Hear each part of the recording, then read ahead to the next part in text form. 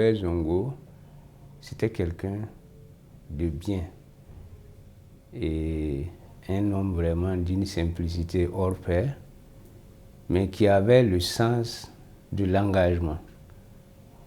D'abord instituteur, il est devenu journaliste parce que, déjà le lycée, il admirait beaucoup le journalisme. Et c'est de son métier d'instituteur qu'il a eu une offre de bourse pour faire une formation de journaliste. Formation au cours de laquelle même il a failli perdre la vie. Parce que c'est ce que sa maman lui disait, que l'autre au Togo, il t'a raté, mais celui d'ici, il risque de ne pas te rater.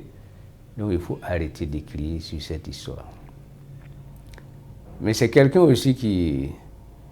Bon, je ne vais pas dire qu'il est têtu, mais en tout cas, quand il est convaincu de quelque chose, il va jusqu'au bout de sa recherche. De ce côté-là, c'est quelqu'un qui n'aimait pas du tout les choses qui ne sont pas honnêtes. Souvenez-vous de cette phrase quand il a dit que le pire, ce n'est pas la méchanceté des gens mauvais, mais le silence des gens bien. Et finalement, ça a été fatal pour lui parce que j'estime que si tous les gens bien s'étaient bien mobilisés, peut-être que les commanditaires et les assassins n'auraient pas allé jusqu'au bout de leur idée. Mais à un moment donné, s'ils sentent que l'individu est isolé, n'a pas beaucoup de choses derrière lui, ils peuvent porter le coup.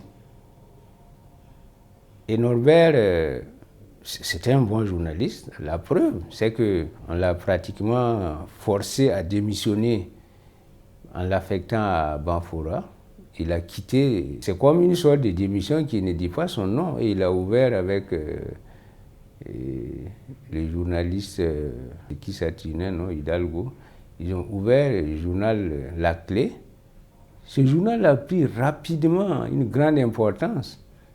Avant même qu'il n'ouvre son Bolivana, c'est-à-dire sa course terminée, c'est-à-dire il n'y a plus rien, il n'a plus à aller quelque part. Il a ouvert le journal L'Indépendant qui est devenu rapidement l'un des plus grands journaux de la place. Et Norbert, je peux dire qu'il ne faisait pas ça seulement pour gagner son pain, comme on le dit. La preuve, je ne connais pas l'exemple d'un autre journal qui s'est permis d'abonner systématiquement tous les établissements publics du Burkina pour les livrer son journal. Parce que ce qui comptait pour lui, c'est les idées qu'il développait. Et dans ce journal-là, je peux dire qu'il était le rédacteur en chef et puis il était la rédaction. Il y a beaucoup d'articles qui étaient dans le journal. Et c'est lui qui l'écrivait. C'est dans le tard que j'ai su que les articles publiés sous la plume de Nana Marguerite, là, c'était encore lui, l'auteur. Et c'était le nom de sa maman qu'il empruntait pour écrire ces articles. Et ça donnait l'impression que c'est une femme qui écrivait dans l'Indépendant. Mais c'était Norbert qui écrivait encore, qui écrivait ses éditoriaux. Bon. C'est vrai qu'il y avait son compagnon Nabaloum de tout le temps, et son caricatrice Tempus. Moi, j'ai connu aussi Norbert sous une autre facette quand on se rencontrait à AICD pour... moi, c'était pour tirer le journal de la CGTV, le journal Le Travail, et lui, c'était pour imprimer son canard. On mangeait ensemble, pas chacun avec son petit plat. On mettait toute la nourriture dans un gros plat central, comme au village, et tout le monde mangeait dedans. Et j'ai compris même par la suite que c'était aussi une mesure de sécurité pour éviter d'être isolément empoisonné. Norbert Zongo, il a fait des conférences à travers tout le pays. Et ces conférences étaient gratuites. C'est lui-même qui se prenait en charge, qui venait faire sa conférence. Il n'avait ni frais de mission, ni frais d'hébergement, ni frais de route. Il venait, il fait sa conférence. Et il part. C'était instituteur, syndicaliste, parce que c'est au congrès, au 22e congrès du SNEAV que je l'ai connu. En tant que moi, militant de l'IGEB, et lui, en tant que militant du SNEAV, il faisait partie du petit groupe de militants du syndicat qui défendaient le droit à la parole pour la délégation de l'UJEP au sein du Congrès. Et les réformistes coalisés qui détenaient la direction du syndicat là, mais après avoir adressé dûment une lettre d'invitation à l'UJEP, ne voulaient pas que l'UJEP prenne la parole. C'est pour vous dire aussi que c'était un démocrate qui savait défendre les causes justes.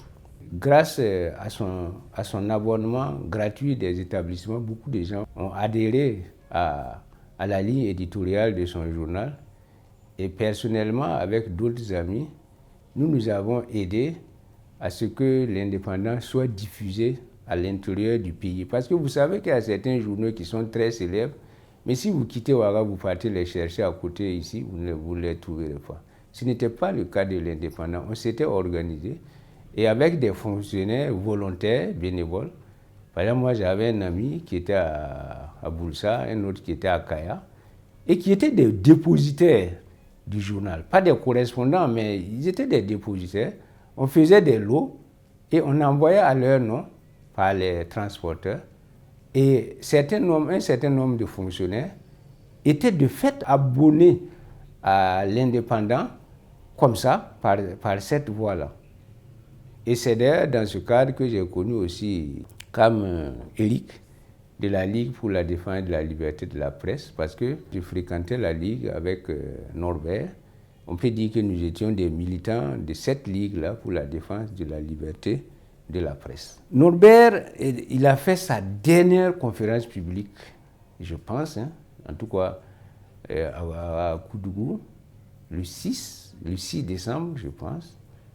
C'est une semaine avant qu'il ne prenne la route fatidique de Sapoui.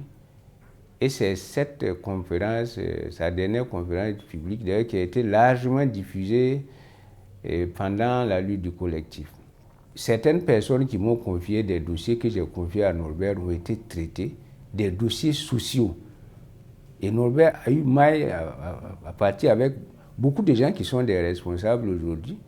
Vous vous souvenez de ce débat télévisé qu'il a eu avec, par exemple, Laurent Bado ou bien avec Philippe Ouédraogo. Il a eu maille à partir avec des gens comme Simon Compaoré, qui sont aujourd'hui des vedettes de la démocratie. Et dans le traitement de certains dossiers, vous vous souvenez aussi du dossier de la veuve avec l'avocat, aujourd'hui avocat, qui avait spolié cette veuve à Dédou. On a même eu à signer des pétitions pour que l'avocat qui a pris les sous de cette veuve-là les restitue. Bon, je ne vais pas citer le nom de l'avocat, mais lui, il est encore vivant et il sait de quoi il s'agit. Bon, donc c'est quelqu'un, en dehors d'être un bon instituteur, d'être un bon journaliste, c'était un homme qui avait beaucoup d'humanisme. Et vous savez aussi qu'il traitait le dossier de David. Sur ce dossier-là, qu'est-ce qu'on ne lui a pas fait comme proposition? J'allais dire financière. Et il y a certains de vos collègues qui peuvent témoigner et qui ont été des intermédiaires pour qu'ils prennent quelque chose et qu'ils cessent d'écrire sur l'affaire David Ouédraogo. Sa maman même lui avait demandé de cesser d'écrire parce que ce que les gens lui disent, que s'il ne cesse pas d'écrire dans cette affaire-là, il va partir. Vous voyez, il a allé même jusqu'à refuser de s'engager pour sauver sa vie devant sa maman, comme à titre prémonitoire. Il a dit non, ça va bien se passer, ça va bien se passer. Mais pourtant, c'est l'écriture, c'est ces publications sur ce dossier David-là qui lui ont coûté la vie. Il se savait traquer. Il avait une P50, une petite mobilette comme ça, qui n'existe plus dans la circulation comme ça. Des fois, il se déplaçait avec ça, il sentait les filatures. C'est juste pour vous donner une facette de la vie de l'homme, qui était vraiment, à mon avis, pour résumer, un homme bien, un humaniste, et qui, en tout cas, cette image où il levait ses mains pour dire aux gens, mais non, ne dormez pas, ne dormez pas avec ce qui se passe. C'était les dernières images qu'il a laissées. Et je pense que le collectif, en prenant en compte le mot d'ordre Nan Lara Ansara du professeur Kizerbo, ils ont répondu aussi à un des appels de Norbert Zongo, à savoir qu'il ne fallait pas que le peuple dorme pendant que les assassins de la liberté faisaient la pluie et le beau temps en disant que si tu fais, on te fait, et puis il n'y a rien. Il a contribué donc à faire envoler ce mythe du régiment de sécurité présidentielle qui pensaient qu'ils avaient le droit de vie et de mort sur les citoyens burkinabés.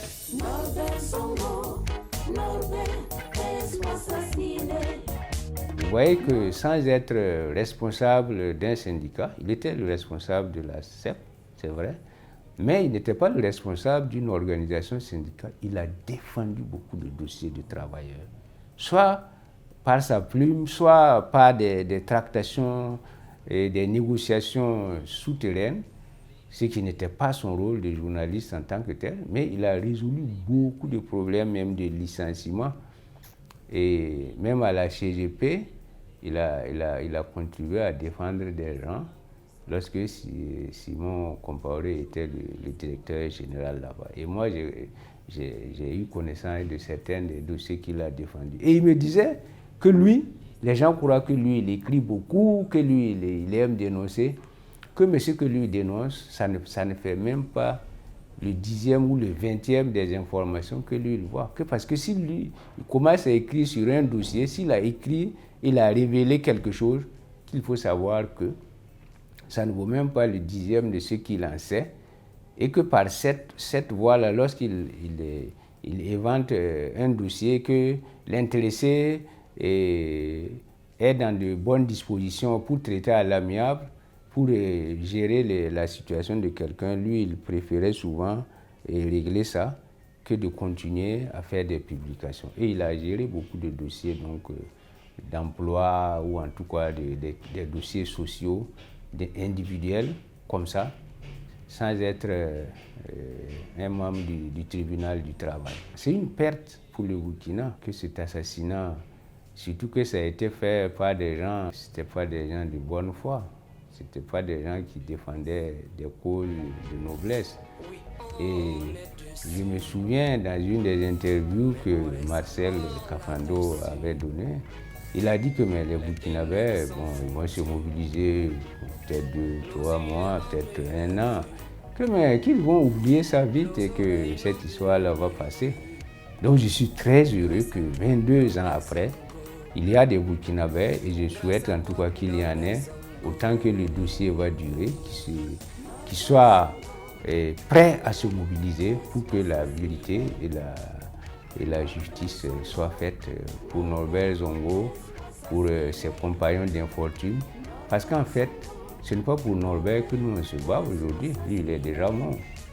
Nous battons pour nous-mêmes et pour les causes justes pour tout citoyen burkinabé épris de paix et de justice.